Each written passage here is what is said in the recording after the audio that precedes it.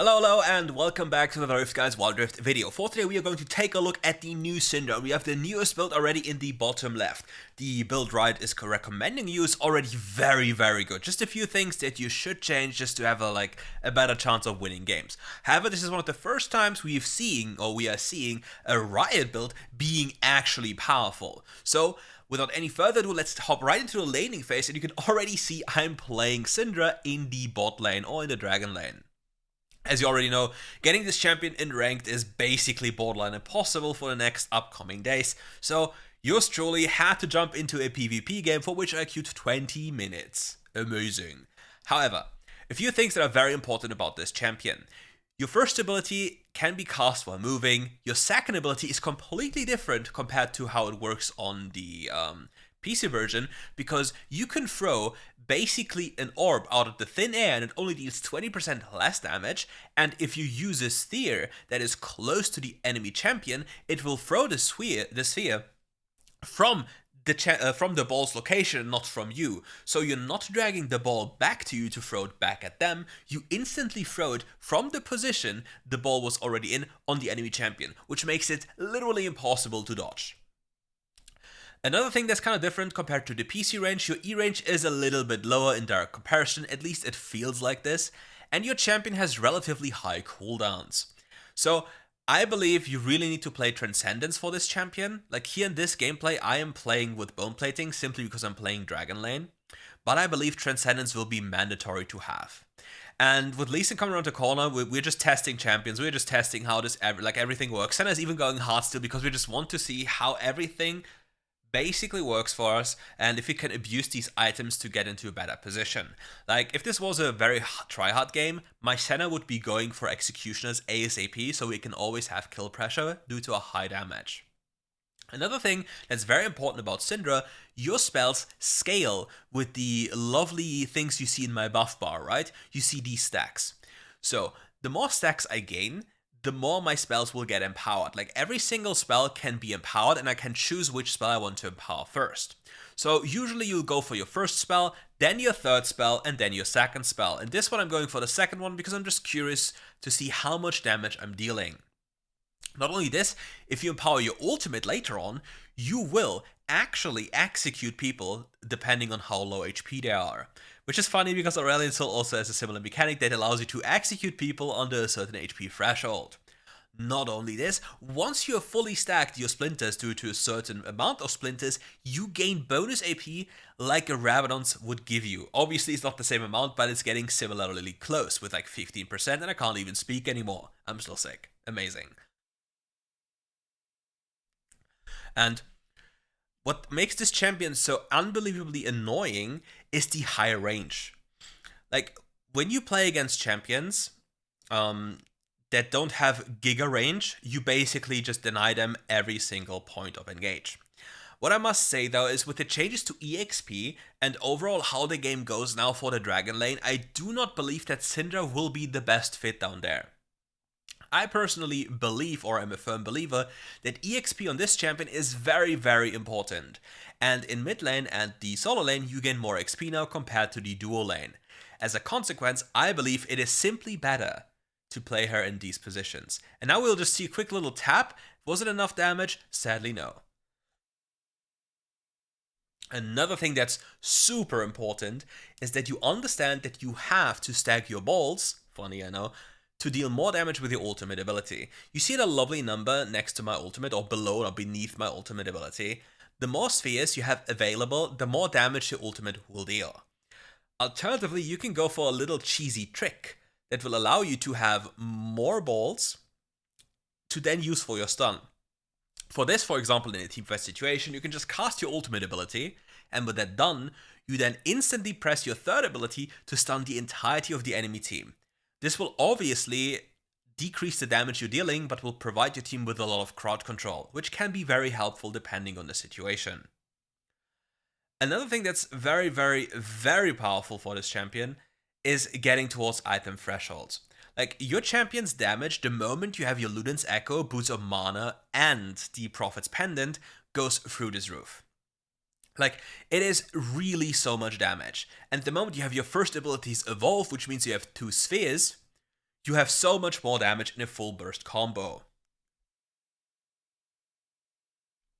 So, when you play this champion, you really want to make sure that you're very proactive during the laning phase when you play her mid lane.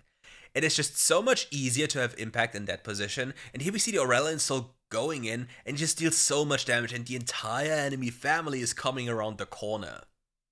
So as you see, it's very difficult. But here I miss every single spell, do some juicy damage to the Aurelion Soul with just one Q, with nothing else, and the entire family is still here, and they have a Morgana, and we hate Morgana. Now we see a beautiful opportunity. We just blow every single spell on top of the Aurelion Soul, but he still doesn't die because of the Soraka Sin. Since we don't have anti-healing, we have to back off again. We back him up a tiny bit here, fishing for a stun, but it doesn't work, and now we go back to farming. You also see we have this little bazooka minion now, which is deceptively tanky because you're so used that these little minions are not tanky at all. But nowadays, it just looks very weird. Here we catch him off guard again, we get a beautiful lockdown, a full combo, but still no anti-healing, making it very difficult to just instantly kill the Aurelion Soul. Keep in mind, if you're an APC or a typical AD carry, you usually do not want to be the one to buy anti-healing, because it delays your power spike quite a lot. But obviously if nobody does it, you are hurt more than if you would build it. So keep that in mind. Against a Soraka, you need anti-healing if you want to go for kills. I am in control. But yeah, you see, like, we have a juicy amount of damage. We catch the Aurelion Soul, but then the Soraka walks around the corner with just some juicy amount of damage. And then the Meteor comes in, and he just does... Like, Aurelion Soul in the early game doesn't really do too much, right? But in the mid game nowadays, he completely demolishes you. So, I've played Aurelion Soul once into Syndra, and I must say, it's very difficult to pilot Aurelion Soul into her. At least in the early game. But as soon as you go into mid game, Syndra's range, unironically, isn't high enough to deal with Aurelion Soul. Because the moment he gets his empowered ultimate, he just one-taps people. And for Syndra, it's more like, you deal some chip damage, and then the moment you have enough, I can't even speak, come on now, enough fears, any speaking issues? Enough of these lovely balls, we just use the easier word, because apparently we can speak. You just one-tap people. And now, we just take a sip, because that's the only way I can actually survive. See the set coming in here, we just need to be very careful to not be completely demolished by him. I'm even keeping my spells, because I didn't want to use all my spells instantly, because he would probably use his shield. But then I just want to get the Soraka, I have to flash after to finally get the goat lady killed. And it's just, like, with the update, there have been so many changes to the UI, and it's so weird to play now. Like, if you're not used to it, it feels so weird. And just out of, like, pure curiosity, did any one of you, did you just see the ultimate? You just hit me from Narnia. But now we hit the beautiful point of the game. We just instantly one-tap the Aurelion Soul. And he even has Rod of Ages, by the way. Like, I'm checking here, does he have any defensive item? He had a Rod of Ages and a Giant Spell, and I just instantly killed him. So you see, this champion's damage is quite high. But now back to my former question.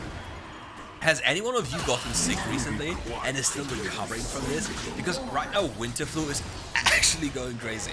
Like, I'm still sick and it's only like it's 2 weeks already. It's not even fun anymore. And you see, in these situations where you have so much crowd control, you can just go forth and back and forth, and just apply as much pressure as possible. But the Soraka champion, because she has Harmonic Echoes as her first item, is so overbearingly powerful. So please, if you play Soraka, go for Harmonic Echoes.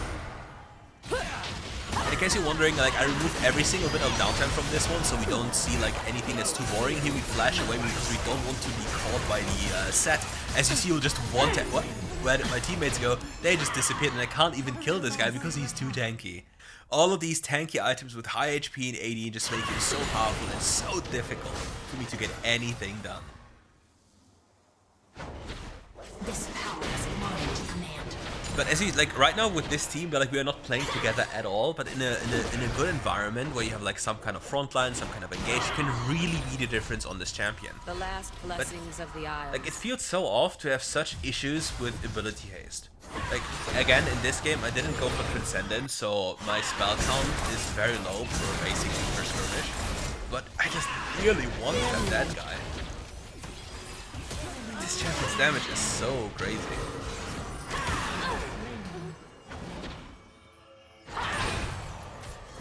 And yeah, like, I'm just curious, if you have played Syndra already, what's your take? Do you believe the build I've shown earlier is decent because it's basically just the Riot build and with a slight adjustment to runes? And if you have a personal build, let me know. I also tested the Archangel variant, but I don't believe it's going to be the play. Alternatively, I can maybe believe you go for both Ludens and Archangel, but having more pen seems so powerful on this champion, so I really don't think we'll be going for Archangel. But yeah, let me know in the comments below what you believe is the best build for Syndra, and if you have any other idea rune-wise that you believe would be a better fit for this champion. Also for Aurelion Sol, which we'll also tackle, something very interesting to talk about. So we'll do that in the next video. But here you see, the Aurelion Sol didn't really hit me directly, right? He wasn't even necessarily in my range, and he took away more than half of my HP with just AoE damage effects. It is so crazy, and you have to be very afraid of the set. Like, he does so much damage, and I have to be very aware of my proto belt, because if he gets too close, he just W's my face and I'm dead. So I can't just walk up for fun. Now with the W on cooldown, I can finally play. He just yeets into my face, I proto belt away, push him away, and hope for the best.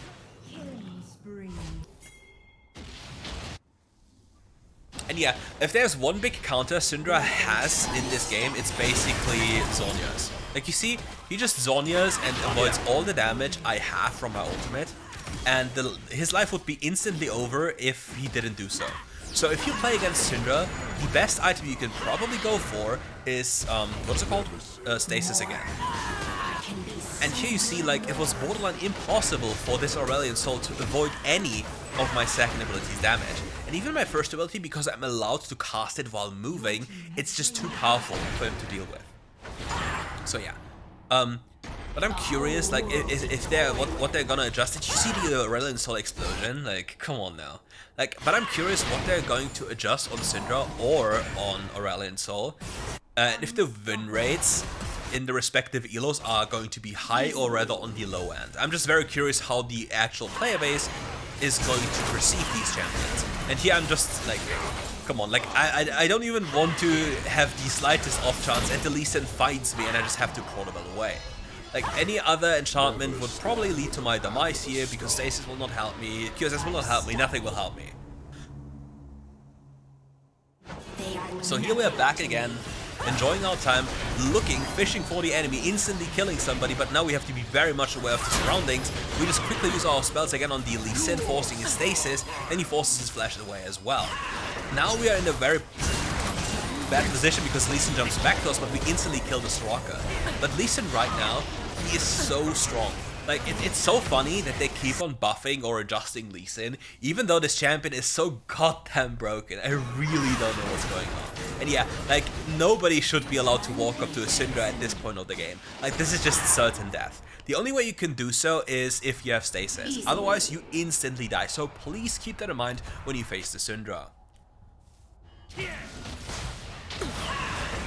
And yeah, something I've also noticed, if you try to deny enemy dashes, you barely can do it reactively. Most of the time you have to actually do so in expectation, because the spell cast is not fast enough to react or basically to respond in a proper manner. And yeah, like, even though your champion has a decent amount of range, it feels very, very difficult to play into ASOL at this point. Because the only way to get him killed is blasting him with a full combo.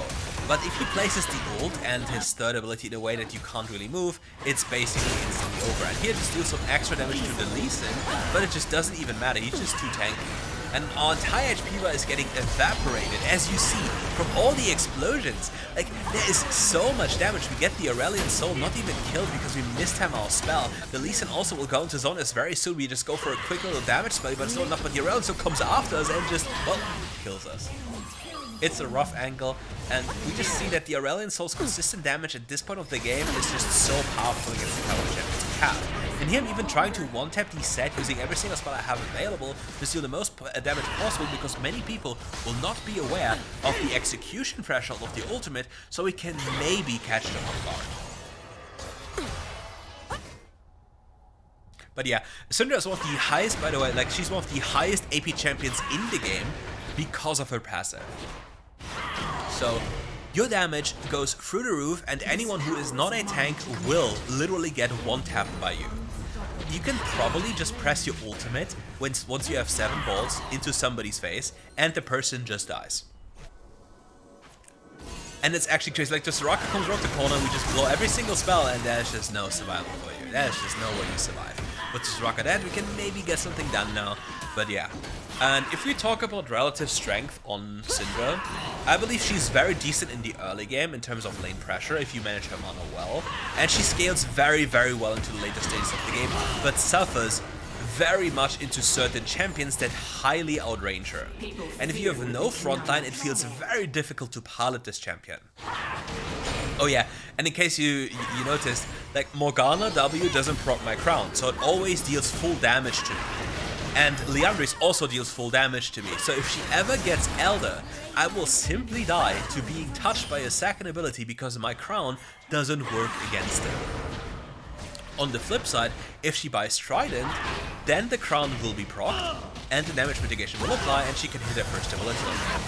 And yeah, the Lee Sin makes an appearance, he goes into stasis, we just have to go away again, and if we stay too close, we'll just die. This was the evolved version of the Aurelion Soul spell, we just die. The Aurelion Soul goes close to us, we pop the crown with our Q, and then just instantly flash away, avoiding the certain death, turn around with a lucky movement, and just getting our ultimate just back in time. That was a very close call, and we should have died. But yeah, Crown generally makes it difficult for us to play, because we have to proc it before we use any other spell, and then we still have a timer before we can unleash our full power without it being mitigated by the damage reduction. So you really have to keep that one in mind. People fear what they cannot understand. And it's so difficult without any permanent frontline or team play to just do anything with a mage type champion. Like if Lee Sin finds me, I just die. If anyone else finds me, I basically just die. And they have a better composition to deal with us, the way they play. The only thing we can do here is hopefully go for a quick little catch, but it doesn't work on Lee Sin, he avoids us, and the entire enemy team is just running at us. Our Senna gets blown up instantly. We just got tagged once. The Aurelion Soul ultimate just hits everyone. And we just try our best to survive, but the Soraka will just sustain everyone. It is such a difficult game given they have such good frontliners, and we simply do not have enough damage to deal with all of them. We have the lockdown, but we need at least 2 or one more player to actually play the game. And now Inting-san is enjoying his time running around the map, playing Inting-san. He had died to the Elder. Well, amazing. He's playing Inting-san in a PvP game. Like, come on now. But yeah, Morgana's damage, crazy, and therefore the game just ends. But now, just take a look at the damage dealt. Like, I was dealing a lot of damage, but it just wasn't enough because of Soraka. And if you enjoyed the video, leave a like, subscribe to the video, and come back for more RiftGuides content. See you soon for more streams, by the way.